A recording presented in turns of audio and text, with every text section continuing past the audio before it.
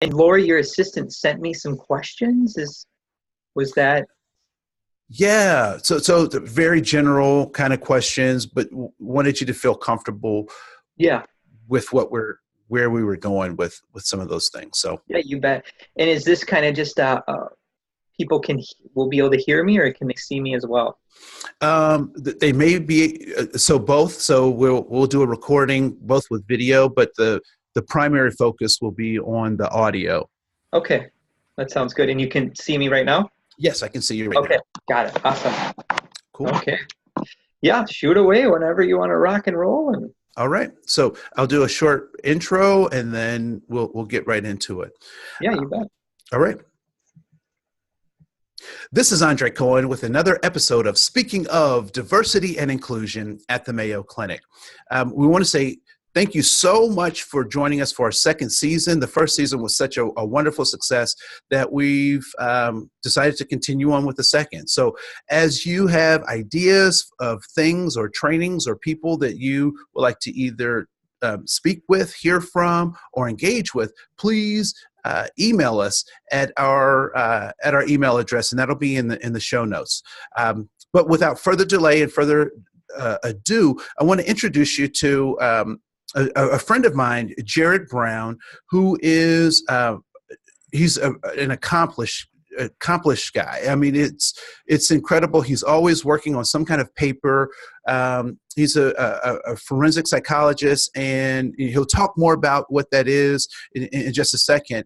But the work that he's doing, particularly in the Twin Cities, is profound. And so, Jared, I don't want to continue on about your resume. I just wanted folks to get a good sense of who you are and the kind of work that you do. So I'll let you speak for yourself. So if you can tell us who you are and the organizations that you're kind of connected with, we'll go ahead and get started.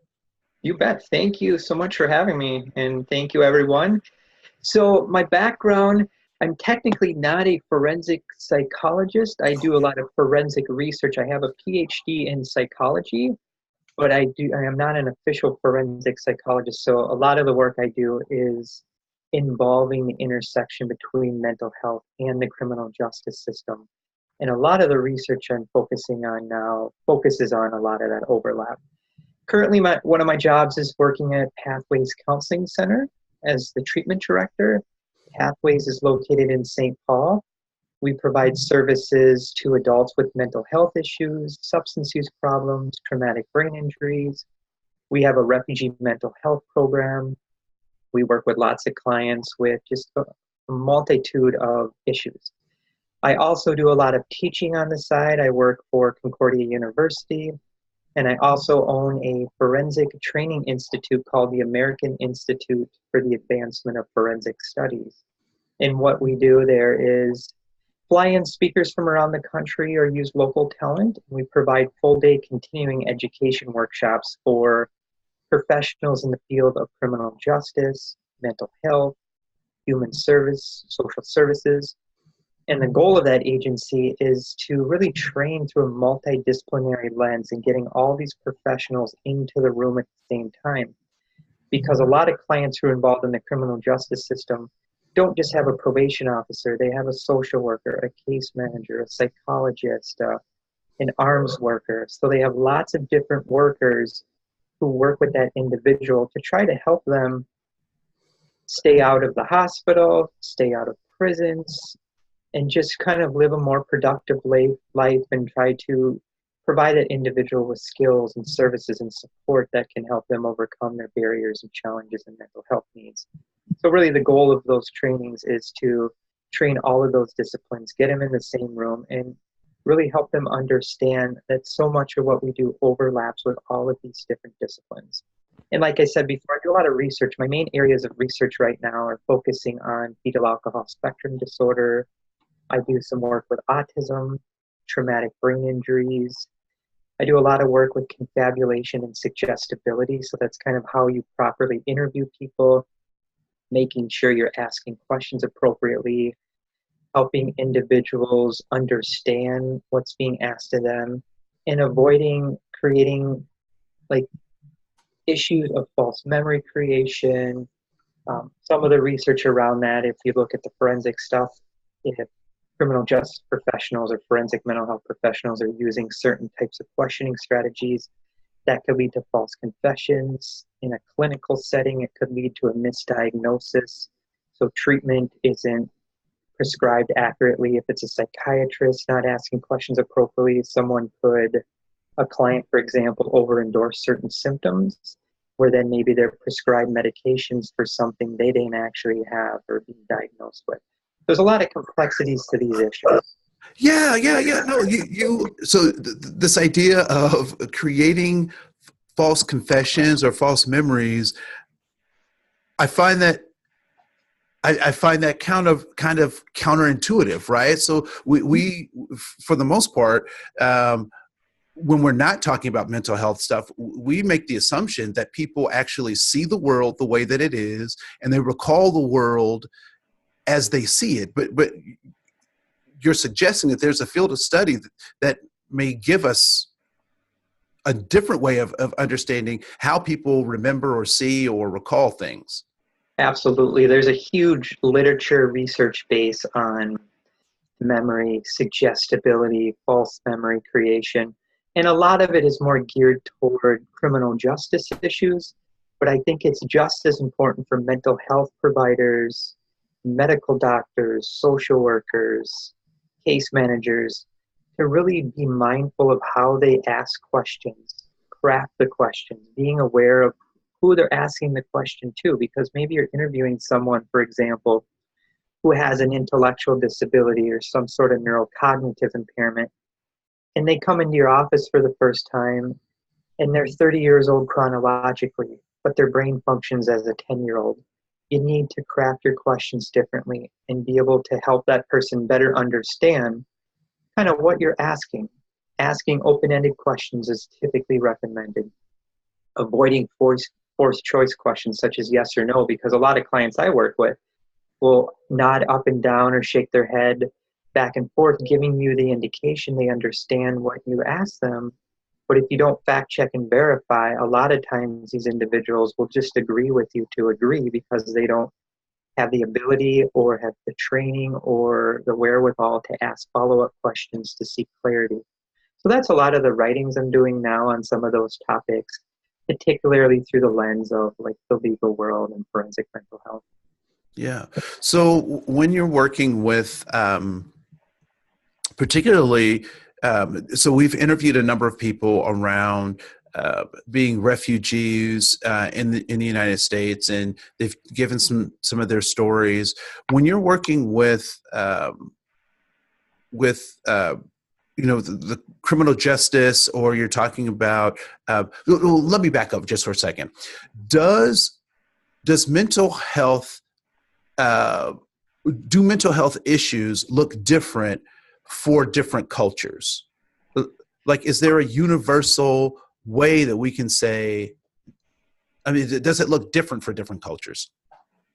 I think absolutely, and it can look different for different people within that same culture because there's so many individual variables to take into account. We need to look at family history. We need to look at environmental issues, learning and processing abilities. Has the individual been exposed to trauma early in life? Do they have attachment issues? Are they under the influence of drugs and alcohol? Are they sleep deprived? A lot of clients I work with do not sleep well, so that definitely impairs their decision making. It impairs how they present to the outside world, where maybe they look like somebody who's chronically depressed, but maybe they're just chronically sleep deprived, and after they get a really good night's sleep, they present very differently. I think, again, it's very important for us to look through the lens of what their emotional and developmental capabilities are rather than a chronological age, because a lot of times those don't add up. Yeah. And when we talk about various culture groups too, there's so many unique variables to take into account. Some cultures may not have a certain word for that particular disorder, so they may not know the name to associate with it, so they've never been educated about what symptoms they're truly experiencing. Religion comes into play, age comes into play, gender. So there's so many different unique variables to take into account when we talk about these things. Yeah. So how do you deal with, or how do you avoid conversations about people saying, well, you're just being psychologically supportive of these individuals? Like, people just need to own up to their own stuff, and you're trying to create loopholes for them. How do you respond to those people who talk about mental health in that way? I approach it in a way from kind of a bottom-up approach. I always try to be kind, calm, and patient and want to understand their perspective. But I also want to give them not just my opinion, but be able to provide facts and also be able to point them in a direction. If they really want to understand these topics, here's some additional resources that may be helpful for you to better understand this. And really, it's a process. A lot of times change obviously takes a long time. For some individuals, they're really stuck in their ways. If they're willing to engage, willing to have a conversation and just have dialogue back and forth and share perspectives with one another, I see change happening. If they're stuck in their way and very rigid and have no interest in hearing another person's perspective other than them wanting to be right, obviously it's a huge challenge to see change occur in those situations. Yeah. So for systems like the criminal justice system, where are the places that you've seen a lot of advancement, that you've seen your work really kind of in a number of your roles actually take root, and you've actually seen some changes happen? I think law enforcement agencies, corrections, probation, I see more and more professionals from various organizations seeking out training, wanting to learn more about mental health. Since we started this Forensic Training Institute in 2011, I've seen a lot of change in the field where it's either mandated for more and more law enforcement officers to have mental health training, or the department and the individuals within that department really want to know more. Because obviously, if you're a law enforcement officer, you're encountering individuals, suspects, witnesses, defendants on a regular basis who have mental health challenges, but you don't have the training to approach that person and ask questions appropriately. So I see a lot of change in that area. Obviously, in some departments, we're just scratching the surface, but I think we're moving in the right direction. And there's lots of legislation out there. There's more training organizations that I see that are providing workshops for those unique topics. And I see more and more law enforcement officers wanting to engage with other professionals too, who might not be law enforcement officers, but who interact and intersect with people that they may arrest or interview on a regular basis. Yeah. So we're a healthcare organization, and we deal with people who are ill, and we do our best to establish health for them. What kinds of things have you found to be helpful in a healthcare setting, or what kinds of things might you recommend for us to be more aware of as we're trying to help people be healthy, both physically and mentally? You bet. I am a big proponent of just helping clients become as healthy as possible. Unfortunately, a lot of the clients we have served struggle with sugar addiction, tobacco addiction, caffeine issues, sleep problems, obesity.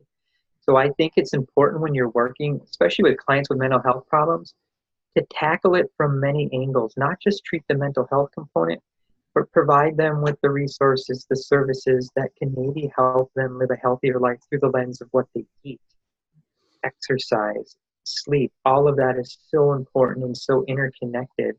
I can't count how many of my clients also struggle with technology addiction and who may be on social media 10 to 16 hours a day.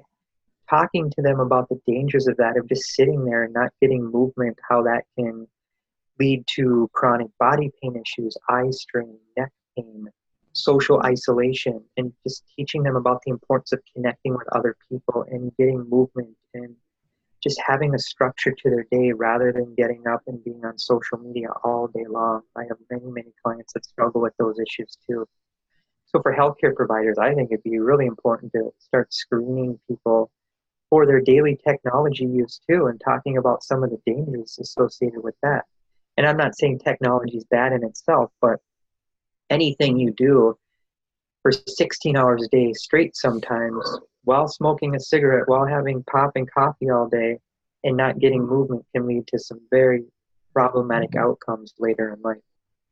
Well, I had never thought about like technology being one of those screening tools, right? So I'm typically in the doctor's office and they ask me, do you smoke? Do you, that kind of thing. And the other thing that you mentioned that I hadn't thought about either is sugar intake. Like that, I can see that having some, as an intake process, having some very profound or giving information that's very important, particularly as an African American. The rate of diabetes for African Americans is pretty high. And so if I have a high sugar intake, my health provider may want to know that kind of stuff. Or if I'm sedentary and I'm playing video games for 16, 17 hours a day, that also could have an impact on my health. Are there other things like that we typically don't think about that through your research you have found could be things that could give us better clues on how to serve clients better? Being aware of their level of shame too. A lot of the clients we work with struggle with personal shame issues. So when they're dealing with shame, what's their level of self-esteem, their overall outlook on life, their motivation to change? All of that can impact their ability to really take what the doctor or nurse or any other healthcare provider is saying to them or recommending, and they can run into constant roadblocks. Identifying those roadblocks, those challenges, those limitations, and helping that client overcome those, and working hand in hand with community providers as well. So the healthcare provider really stays in contact with the client's social worker, case manager, arms counselor, home health aide, PCA, IOS worker. Obviously, releases of information are in place, of course. Of course. But I think, again, there's a lot of clients that we work with that have so many different providers, and a lot of times providers don't talk to one another, so things are getting missed. So definitely bridging that gap between the providers and helping the client too understand what's everyone's role. A lot of clients too don't understand what's the role of this professional. They're just being recommended to go see this professional, and they show up and don't ask questions. And lots of clients really struggle with asking questions and seeking clarity as well. Yeah. I've been thinking about a number of the ways in which our current society, particularly in the United States, has been really polarized. We have this kind of either or thinking, black or white, good or bad. Do you think that it is having some impact on people's mental health in our current context? I do, yeah. I mean, I have many clients that bring up things like that. And one of the best recommendations I always tell these clients is unplug from social media, unplug from watching the news if you're feeling that way, and surround yourself with positive information. And just really unplug from that world for a while and see if you feel better. And some of them have, and they say it's amazing how different they felt even within 24 hours. Go out and take a walk, or go to the mall, walk around if it's too cold. Go to the gym, be around some positive individual, go to a support group. But if they're feeding their mind and soul with just media, that can be problematic. So getting around positive people, volunteer, do something healthy for yourself. So why would someone spend, and maybe, we're being hyperbolic by saying that someone would spend 16 hours on either social media or playing a game, but what are folks getting out of spending that kind of valuable time on something that other folks might find very trivial, right? So why would someone spend so much time on social media or and playing video games? I can only speak from my observations with people I've worked with and talked to, but a lot of them say it's loneliness. Some of them don't have family members. It's a way for them to numb their emotions. A lot of times people aren't good with just sitting with their emotions. So if they deal with depression or anxiety, some people want those feelings to go away as fast as possible. So stuffing their emotions. which it's important for people to sit with those emotions sometimes and really think about what are the reasons why they're feeling this way. Some of the clients I work with who have neurobehavioral or neurocognitive disorders really struggle with just connecting with people socially. So that is their outlet, and they can take on a whole different persona on there. Some of the clients that I work with are fantasy prone, so they like going on there and creating a new identity. So there's many layers to it, but again, anyone that I have personally have seen on social media for 10, 12, 16 hours a day, it becomes very pathological at that point, and it can exacerbate depression, anxiety, insomnia, body pain issues. And the research is pretty clear on that. There's a lot of good research coming out about that and the link to some problematic mental health and medical health outcomes as well. Yeah, yeah. I have heard, particularly, there have been statements about people who suffer from mental illness, or and the example that was given was PTSD, or people who are weak, that the strong don't have those things. What has your research suggested about this idea of being strong or strength, overcoming mental illness? Well, I think it's more practice-based research and just noticing observations and trends. I think the people who are willing to be vulnerable and share how they truly feel will have healing occur much quicker, letting community in, not being afraid to admit that maybe I'm struggling in this area, asking for help, asking others for guidance, suggestions. If they go in and do it alone, they isolate the world, it's very difficult for them to have long-term healing occur. I think it's important to be familiar with empathy and validation and shame. And if people want to look at different resources on that, and Brene Brown's work is fantastic. There's a lot of TED Talk videos on those topics. Just great information around that. And just have the courage to be imperfect too, and knowing it's okay not to know the right answer. And just go out there and seek help. And being around community, I think, is one of the best protective factors, in my opinion, and supported by research too.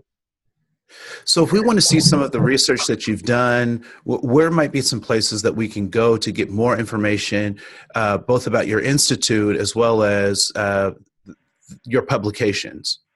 Sure. Anyone can send me an email, and I can send them a number of different publications that I have published. If you Google Forensic Scholars Today, there's a number of short practitioner-friendly articles on that website on a variety of topics related to the mental health and criminal justice world. If you Google the American Institute for the Advancement of Forensic Studies, we have a list of upcoming trainings for that organization. A couple examples: in February, we have a training in suicide risk and prevention. In March, we have a full-day training on fetal alcohol spectrum disorders. We have a training coming up on stalking and threat assessment. So we do trainings really all over the map. If you just Google my name, Jared Brown, and type in fetal alcohol spectrum disorder, a number of my publications related to FASD will come up as well. Wonderful. I did have, as we were sitting here, just had a couple of other questions, and then I think our time will be wrapping up. But one question I had was, I'm seeing particularly in communities of color, and specifically with American Indians, a rise in suicides, and I'm wondering how much of from your research, when people get to the point where well, particularly with American Indians, but when people get to a point where they feel that suicide is a good option, is that do you think that might be, is that driven by the context that they're in, or are there factors within, like, what might be leading to some of this rise in suicide in these communities of color? I think feelings of hopelessness, shame, not knowing where to turn, not having a family or not having a stable family or an upbringing. I think it's important when we work with any of these types of cultural groups or individuals that are really struggling is to put on the lens of just being trauma informed, understanding where they came from and how they got to where they're at today. It's usually not one particular event. It's a process over many years, unfortunately. So being really trauma informed and sensitive. What I've learned too is when you're working with clients with long histories of trauma, mental health problems, and just all types of other adversities, I think it's important to also rule out, has there ever been a history of traumatic brain injury? When we look at the research too, a number of clients that fall into those categories may have had a history of traumatic brain injury that's never been treated. Looking at concussion histories, I've had a lot of clients with a history of homelessness who have unfortunately used high amounts of drugs and alcohol, who have passed out in the snow and had frostbite, or slipped on the ice and hit their head, or gotten into many fights early on in life, or have been victimized. All of those things can definitely impact that individual's cognitive capacities, which can impact their decision making. In some cases, it could be leading to impulsivity.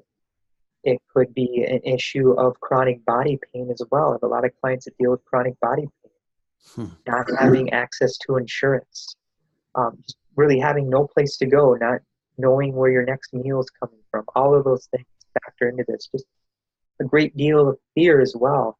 So meeting these people where they're at, providing them with support and services and hope, and instilling hope into them, and just being kind, calm, and patient with this population too. Because a lot of these clients, unfortunately, struggle with follow through and meeting their goals and treatment goals. So I encourage professionals not to get frustrated about that, but just understand that maybe it's unintentional. They're dealing with maybe a host of deficits that we can't see by looking at them. So maybe they need further testing to kind of help professionals more guide and inform treatment planning for this population, and really looking at this person as their own unique individual and looking at their strengths as well as their barriers. Yeah, I really key into this idea of being kind and patient, right? So that is not something that shows up oftentimes in a treatment plan, but is certainly something that we need to be mindful of. So I want to say thank you so much for your time, Jared. This has been really fun, and I hope that we'll be able to have some more conversations, particularly as we read more of your research and engage more in conversation. So thank you so much for joining us. Absolutely. And thank you so much for the time and opportunity. Yeah. So this is Andre Koen, and this has been another episode of Speaking of Diversity and Inclusion at the Mayo Clinic. Again, you can send us an email, and it'll be right down in the show notes. We'll also make sure that you have Jared's information so that you can contact him. And as we close the segment, we look forward to seeing who you become. Have a great day. Bye. Well, thank you so much, Jared. I appreciate it, man. Absolutely. Thanks. Great questions. I really appreciate it. And yeah, people have follow-up questions, feel free to give my email out anytime. All right. I'll talk to you soon. Thanks, buddy. Bye-bye. Bye.